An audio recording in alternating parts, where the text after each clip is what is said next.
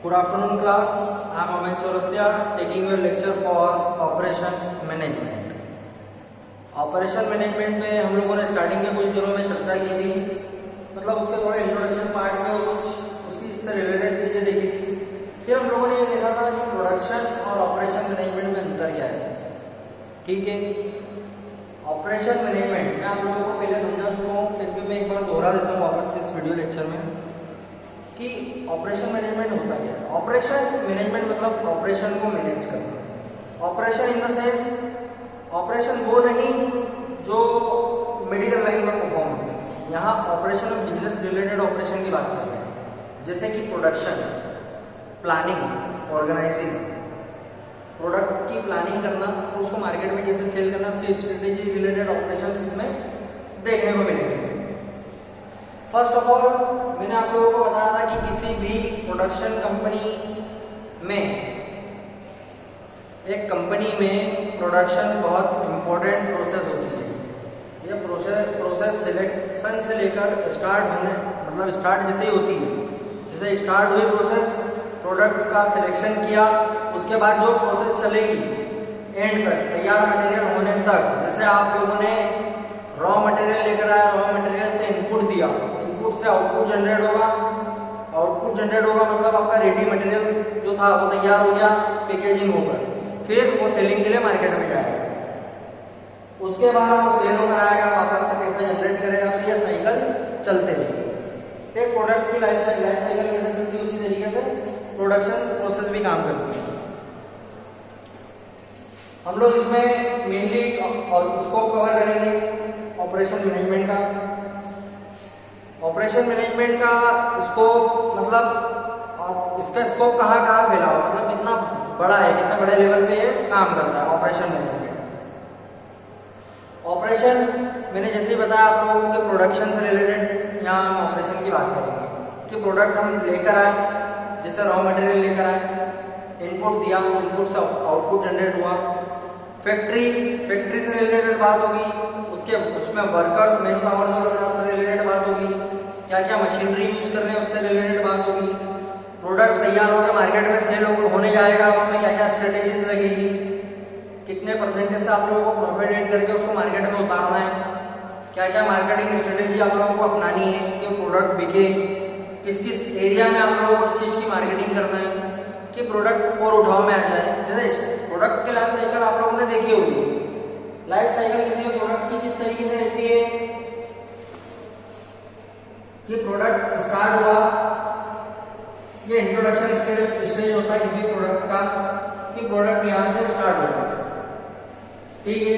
फिर वो मैच्योर होते जाता है धीरे धीरे, ये मैच्योरिटी होती है उसकी कि प्रोडक्ट मैच्योर होने मतलब मार्केट में फेमस होने लगता है। अभी तो अपन ने नया नया प्रोडक्ट मार्केट में लॉन्च करा है, किसी को पता नहीं है, फिर लोगों को धीरे धीरे पता चलता है, 6 महीने 1 साल निकलता है, लोगों को पता चलता है प्रोडक्ट के बारे में, मतलब जो लोग यहाँ पर खरीदी कर रहे थे वही लोग अपनी माउथ पब्लिसिटी करते हैं अपने प्रोडक्ट के बारे में, तो लोगों को पता चलता है तो प्रोडक्ट मेजोरिटी तक पहुंचता है, मतलब प्रोडक्ट फेमस होने लगता है मार्केट में। कुल मिला के बात है, ये स्टेज प्रोडक्ट की होती है बूम। यहाँ प्रोडक्ट मार्केट में फेमस हो चुका होता है, ये किसी भी प्रोडक्ट की बूम स्टेज, मतलब यहाँ से एक स्टेज ऐसी जो सबसे अपर लेवल पे पहुंच गया प्रोडक्ट। अब प्रोडक्ट में कुछ चेंजेस की रिक्वायरमेंट होती है, यदि आप चेंजेस नहीं करते तो प्रोडक्ट गिरने लगता है, ये डिक्लाइन पोजीशन है उसमें, किसी भी प्रोडक्ट की डिक्लाइन पोजीशन गिरने लग गया। या तो प्रोडक्ट डिप्रेशन में चले जाएगा, या तो कभी कभार यहीं से उठ जाता है, डिक्लाइन से कुछ चेंजेस कर दिए, ये वापस से रिकवरी होने लग गई, नहीं तो कभी कभी ये डिप्रेशन स्टेज है किसी भी प्रोडक्ट की। प्रोडक्ट मार्केट से ही खत्म हो जाता है। एक प्रोडक्ट आप लोगों ने ऐसे अपने रियल लाइफ में देखे होंगे कि प्रोडक्ट डिप्रेशन में चला गया मतलब प्रोडक्ट ही खत्म होगा। कई प्रोडक्ट यहाँ डिप्रेशन से भी उठ के जाते हैं, ये स्टेज जो ऊपर उठने वाली है इसको रिकवरी बोलते हैं। तो इस तरीके से प्रोडक्ट लाइफ साइकिल काम करता है। किसी भी प्रोडक्ट नया है, नया लॉन्च होता है, फेमस नहीं होता, उसको फेमस होने में टाइम लगता है, मैच्योरिटी हो जाती है, फिर प्रोडक्ट फेमस हो जाता है मार्केट में, उसके बाद गिरने लगता है, मतलब कुछ चेंजेस नहीं करेंगे। एक एग्जांपल मैं आप लोगों को देता हूँ उसका, प्रोडक्ट लाइफ साइकिल का। पार्ले जी करके एक बिस्किट आता है जो आप लोगों ने सभी ने सुना होगा या देखा होगा, खाया भी होगा आप लोगों ने। पार्ले जी प्रोडक्ट पहले आप लोग सिंपली प्रोडक्ट था वो, मतलब ग्लूकोज बिस्किट था, कुछ भी इसका टेस्ट नहीं था, बस मीठा था। तो उस पर लिखा था देखना पार्ले जी ग्लूकोज बिस्किट, बस मीठा था और बस कुछ नहीं मीठा था, उसमें कुछ फ्लेवर नहीं थे उसके, प्लेन बिस्किट था। पार्ले जी करके जब प्रोडक्ट आया था मार्केट में, हाँ धीरे धीरे वो फेमस हुआ। जब स्टार्ट हुआ होगा डेफिनेटली वो कम होगा, फिर वो मैच्योर हुआ होगा, फिर बूम स्टेज में पहुंचा होगा, मार्केट में फैला होगा, उसकी डिमांड बढ़ी होगी प्रोडक्ट की, उस प्रोडक्ट को सभी पहचानने लग गए होंगे। और आज वो प्रोडक्ट की ये कंडीशन है कि सभी पहचानते हैं लगभग वो प्रोडक्ट।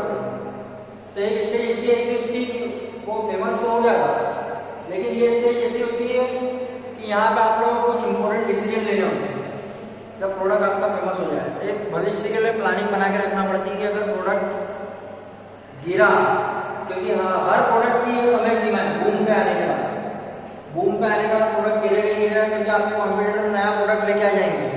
कॉम्पिटिटर भी दुनिया में मौजूद है आपके, जो सेम प्रोडक्ट सेम स्कीम में डील कर रहे हैं, ठीक है। ये स्टेज ऐसी होती है कि यहाँ आपको सोचना पड़ता है कि कुछ चेंजेस करना पड़ेगा। जब आपका प्रोडक्ट धीरे धीरे गिरने लग जाता है तो आपको कुछ चेंजेस करना रहता है। जैसे पार्ले जी के केस में भी ऐसे ही हुआ था। पार्ले जी का प्रोडक्ट स्टार्ट हुआ, लोग कम पहचानते थे, फिर धीरे धीरे फेमस हुआ। एक समय ऐसा था कि इसको सब पहचानने लग गए, सब खरीदने लग गए। जब वो 2 रुपए में आता था उस टाइम, तो उस समय याद कर रहा हूँ। फिर आज उसका रेट 5 रुपए, 10 रुपए और बड़ा पैकेट भी आता है, लेकिन उसकी डिमांड अब कम हो गई। प्रोडक्ट वो किसका था? पार्ले कंपनी का, उसका ब्रांड नेम था जी, पार्ले जी को। ये स्टेज ऐसी थी कि इट्स रिक्वायर्ड चेंजेस।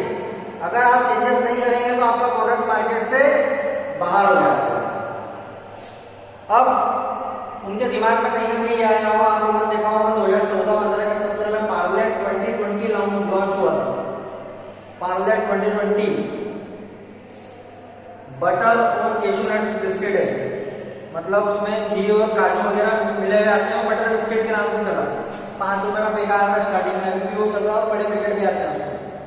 तो उसने प्रोडक्ट का डिप्रेशन में जाने का इंतजार किया होगा या नहीं किया होगा, इसकी स्टोरी तो आप लोगों को पता नहीं है, लेकिन मेरे हिसाब से, मेरा पॉइंट ऑफ व्यू ऐसा है कि प्रोडक्ट एक टाइम में डिप्रेशन में जा चुका था, क्योंकि उसकी कॉम्पिटिटर कंपनियां जो है ब्रिटानिया, मैरीगोल्ड, जो बिस्किट बनाती है जो कंपनियां, वो नए नए फ्लेवर नए नए प्रोडक्ट लेकर आ गई मार्केट में। तो पार्ले जी को कोई पूछता नहीं था, सेम प्राइस है, फ्लेवर दे रहा है, पार्ले जी क्यों खाएगा कोई? इसके कारण ये प्रोडक्ट में चेंजेस आए। मतलब मेरे हिसाब से वो प्रोडक्ट गया था पार्ले जी का डिप्रेशन में। उसके बाद उनको दिमाग में आया होगा ख्याल कि नहीं यार, हमारा प्रोडक्ट मार्केट से धीरे धीरे साफ हो रहा है, हट ही रहा है, पूरा प्रोडक्ट ही मार्केट से पूरा निकल रहा है। ये समय ऐसा था, उन्होंने इम्पोर्टेंट डिसीजन लिया कि मैं मार्केट में पार्ले का बटर बिस्किट लॉन्च करूँगा, बटर प्लस कैशू नट बिस्किट, ठीक है। वो बटर बिस्किट लेकर आया पार्ले 2020 के रूप में, और उनका मार्केट वापस से रिकवर हुआ। मतलब एक्चुअल में डूब तो कंपनी रही थी पार्ले, ये तो एक पर्टिकुलर प्रोडक्ट का ब्रांड नेम हो गया। एक्चुअल में पार्ले कंपनी खुद डूब रही थी कि उसका बिस्किट का मार्केट खत्म हो रहा था धीरे धीरे। अब वो 2020 लेकर आया तो धीरे से मार्केट में उठा हुआ है। आज वो दोनों अपनी अपनी पोजीशन पे चल रहे हैं। पार्ले जी कम बिकता है और पार्ले 2020 की ज्यादा डिमांड होगी। फिर ब्रिटानिया उसका कॉम्पिटिटर, वो भी बटर बिस्किट लेकर आया। सबसे पहले पार्ले लेकर आया, उसके बाद ब्रिटानिया लेकर आया। ब्रिटानिया के बटर बिस्किट आते हैं, गुड डे के आते हैं बटर बिस्किट, आप लोगों ने देखे होंगे, ठीक है। तो ये तो रही प्रोडक्ट लाइफ साइकिल की बात। अब मैं यहाँ स्कोप पे आ रहा हूँ वापस से, स्कोप ऑफ ऑपरेशन मैनेजमेंट पे, क्योंकि इसमें हम प्रोडक्ट और प्रोडक्शन से रिलेटेड बात करेंगे, फैक्ट्री से रिलेटेड, ठीक है। स्कोप में देखेंगे फर्स्ट पॉइंट लिखा है प्रोडक्ट सिलेक्शन एंड डिजाइन। सबसे पहले तो आप ये सिलेक्ट करो कि क्या प्रोडक्ट अपन लोग बनाना चाहते हैं अपनी कंपनी में, किस चीज की कंपनी आप लोग खोलना चाहते हैं। जैसे आप लोगों का डिसाइडेड हो गया कि सर चिप्स की फैक्ट्री स्टार्ट करना है, चिप्स बनाना है, चिप्स का प्लांट डालना है और चिप्स की कंपनी स्टार्ट करना है। आप लोगों को ये पता है कि चिप्स की आप कंपनी डालने का सोच रहे हैं, तो पहले तो अपने कॉम्पिटिटर्स को देखिए कि कॉम्पिटिटर कौन कौन से। 3-4 कॉम्पिटिटर देख लीजिए जो मोस्टली फेमस है, जैसे लेस, बालाजी, आकाश, येलो डायमंड के चिप्स आते हैं, अलग अलग फ्लेवर के आते हैं। ठीक है, पहले तो हम लोगों ने देख लिया हमारे कॉम्पिटिटर कौन कौन है। हमारा प्रोडक्ट डिसाइड हो गया कि सर आलू की चिप्स की फैक्ट्री स्टार्ट करना है, कंपनी डालना है। एक कोई भी ब्रांडेड नाम ले लीजिए कंपनी का और देखिए product selection and design. Product का सिलेक्शन कर लिया, सिलेक्ट कर लिया, क्या बना रहे हैं सर, आलू की फैक्ट्री डालना है, आलू की चिप्स का प्रोडक्शन करना है हम लोग।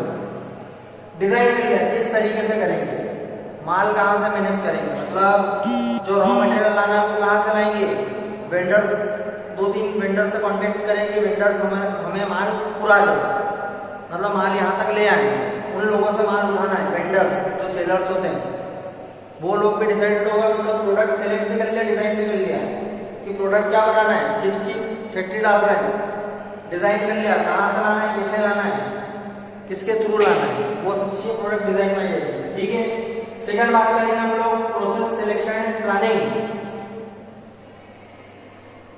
प्रोसेस सिलेक्शन एंड प्लानिंग किस प्रोसेस से होते हुए जाएगी। मैंने पहले ही आप लोगों को बताया किसी भी चीज का प्रोडक्शन करना है तो इनपुट देंगे, फिर वो प्रोसेस होगा, प्रोसेस होने के बाद वो आउटपुट जनरेट करके देगा, तो उसकी प्रोसेस तो बनाना पड़ेगी ना।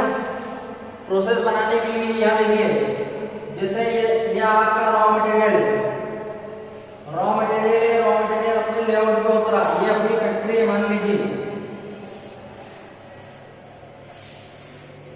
फैक्ट्री है, यहाँ 3 मशीनें लगी हुई है, ये चीज रिफाइन करती है, ये कुछ वर्कर्स यहाँ पे बैठे हुए जो आलू छीलने का काम करते हैं, 2 मशीनें यहाँ लगी है जो इस चीज को गर्म पानी में साफ करती है, आलू को रिफाइन करती है। उसके बाद यहाँ जो चिप्स आप होगी एक टनल में से होती हुई जाएगी और तलाएगी, तलाने के बाद जो तली हुई चिप्स है ना ये यहाँ पर आएगी, तो फिर यहाँ पैकेजिंग का सिस्टम चलेगा, पैकिंग हो जाएगी। तो इनपुट यहां से इनपुट दिया जाएगा और ये यहां से आउटपुट जनरेट होगा, ये प्रोसेस वाला काम। ठीक है, इनपुट कैसे देंगे, प्रोसेस सिलेक्शन एंड प्लानिंग कैसे करेंगे। प्रोसेस का सिलेक्शन मतलब क्या करना है, रॉ मटेरियल लेकर आना है, उसको धोना है, छीलना है। आलू की चिप्स के केस में क्या करेंगे, मटेरियल लेकर आएंगे, आलू कच्चे, उसको धोएंगे, उसको छीलेंगे, छीलने के बाद उसको उबले हुए पानी में डालेंगे, रिफाइन करेंगे। उसके बाद जो तलाई आएगी उसमें जो भी फ्लेवर आप लोगों को मिलेगा, फ्लेवर अलग अलग टनल होगी, अलग अलग टनल में होते हुए जाएंगे वो लोग फैक्ट्री में, फिर अलग अलग उनमें मसाले ऐड होंगे और वो पैक होकर ये आउटपुट आप लोगों को मिल जाएगा कि भैया ये मटेरियल हमारा तैयार है, पैकेजिंग हो गई है पूरी तरीके से, एक एक चिप्स की पैकिंग हो जाएगी, एक एक अलग अलग पैकेट बन गए, वो पैकेट कितने कितने अपने लोगों बॉक्स में जमाना, बॉक्स में जमा लिए, उसके बाद तैयार हो गया, आउटपुट आपने जनरेट कर दिया उसका, मतलब जो तैयार मटेरियल हो गया ना पैकेजिंग वाला चिप्स वो पैकेट में पैक होकर आ गया, ये चीज यहाँ तक तैयार हो गई। फिर प्रोसेस सिलेक्शन हो गई, प्लानिंग कर ली, क्या करना है और किस तरीके से करना है, यहाँ से करना है, इनपुट देना है, आउटपुट जनरेट करना है। ठीक है, फिर फैसिलिटी लोकेशन। फैसिलिटीज लोकेशन का मतलब ये है कि लोकेशन एक ऐसी होना चाहिए कि मटेरियल की अगर रिक्वायरमेंट अगर हम लोगों को जल्दी है तो मटेरियल हमारे पास जल्दी से जल्दी अवेलेबल हो जाए, ऐसी लोकेशन होना चाहिए। और हमारी फैक्ट्री भी ऐसी लोकेशन पे होना चाहिए कि कहीं जो वर्कर्स हमारे यहाँ काम करने आ रहे हैं उनको आसानी हो और वो सभी टाइम वेस्ट टाइम काम करें। अगर उनको आने में दिक्कत होगी तो उनके पीछे हमें लोगों को खर्चा ज्यादा करना पड़ेगा।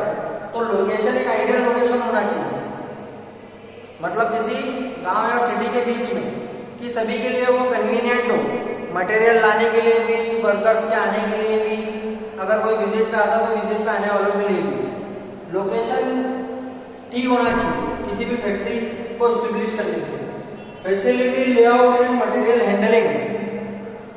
लेआउट तक मटेरियल किस तरीके से पहुंच रहा है, किस माध्यम से पहुंच रहा है, किस ट्रांसपोर्टेशन के थ्रू पहुंच रहा है।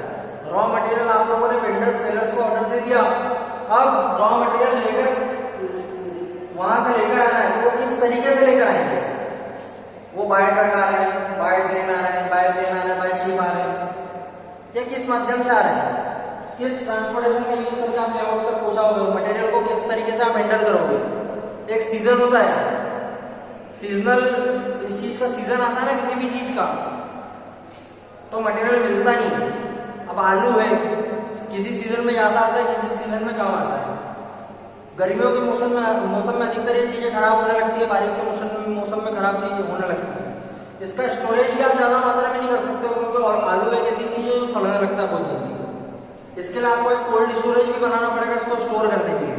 तो मटेरियल हैंडलिंग वगैरह लेआउट फैसिलिटी लेआउट में ही करेंगे, कि मटेरियल जो लेकर आ रहे हैं हम लोग रॉ मटेरियल, अगर हम ज्यादा मात्रा में ला रहे हैं तो उसको रखेंगे कहाँ, कोल्ड स्टोरेज भी तो होना चाहिए अपन लोगों के पास, तभी तो उसको हैंडल कर पाएंगे हम। फिर capacity planning, capacity planning in the sense, जैसे हम लोगों ने कोई भी प्रोडक्शन सिस्टम स्टार्ट करा है, प्रोडक्शन की यूनिट डाली है, तो हमारे पास इतना कैपिटल, इतना मनी होना चाहिए कि हम लोग साल भर तक वो प्रोसेस दोहरा सके, मतलब प्रोडक्शन की साइकिल चला सके। इतना खर्चा तो अपने पास होना ही चाहिए, क्योंकि अपना पैसा रिकवर कब होगा, जब पूरी साइकिल घूमकर वापस अपने पास आएगी, मतलब रॉ मटेरियल से लेकर वर्किंग प्रोग्रेस, फिनिश गुड्स, मतलब प्रोडक्ट तैयार हो गया, प्रोडक्ट को प्रॉफिट एड करके मार्केट में उतारा, वो बिका और फिर पैसे जनरेट करे, तो उसमें 1 साल 1.5 साल तो लग ही जाता है। तो अपन इतने केपेबल होना चाहिए, अपनी प्लानिंग में इतनी कैपेसिटी होना चाहिए कि अपन सही तरीके से सभी चीजें मैनेज कर लें, क्योंकि जो अपने काम कर रहे हैं उन लोगों को तो पैसा देना ही है।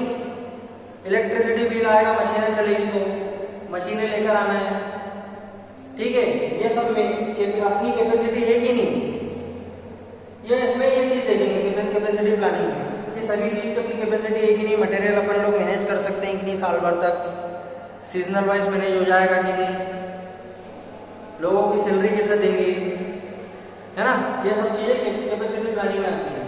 6 पॉइंट है इसका, ऑपरेशन और शॉर्ट टर्म डिसीजन।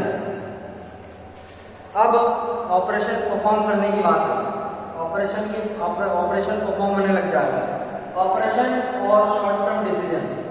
अब ऐसा तो नहीं है कि जो मैंने स्टार्टिंग में जो ऑन पेपर डिसीजन ले लिए क्या उसी हिसाब से काम कर चलेगा, ऐसा हुआ है क्या कभी, ऐसा कभी भी नहीं हो पाता।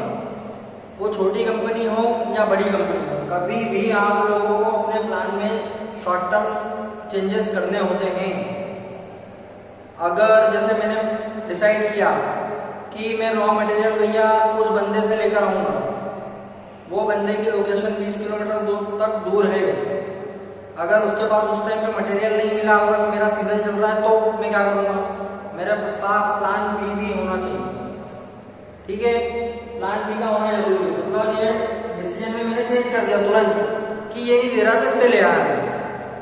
दूसरा डिसीजन कि यदि जो मैं मशीनरी लगा रखी है वो मशीनरी क्या साल भर तक सर्विस देगी या नहीं देगी, अगर उसमें कुछ खराबी आ जाती है तो मेरे पास दूसरी ऑप्शन बी भी तैयार होना चाहिए कि ये काम नहीं हो रहा तो इस तरीके से काम हो सकता है, ये ऑप्शन बी वाली। मतलब ऑपरेशन और शॉर्ट टर्म डिसीजन जो ऑपरेशन परफॉर्म करेंगे उसमें हमारे पास शॉर्ट टर्म डिसीजन भी तैयार रहने चाहिए कि हम ले पाए, यदि अगर ये काम नहीं हो पा रहा है तो उसको किस तरीके से किया जाना है, ठीक है, यही चीज होती है स्कोप में। स्कोप ऑफ ऑपरेशन मैनेजमेंट यहीं पे एंड होता है। यदि कोई डाउट हो आप कभी भी कॉल करके पूछ सकते हैं। लेक्चर में यहीं पर एंड कर रहा हूँ। जय हिंद।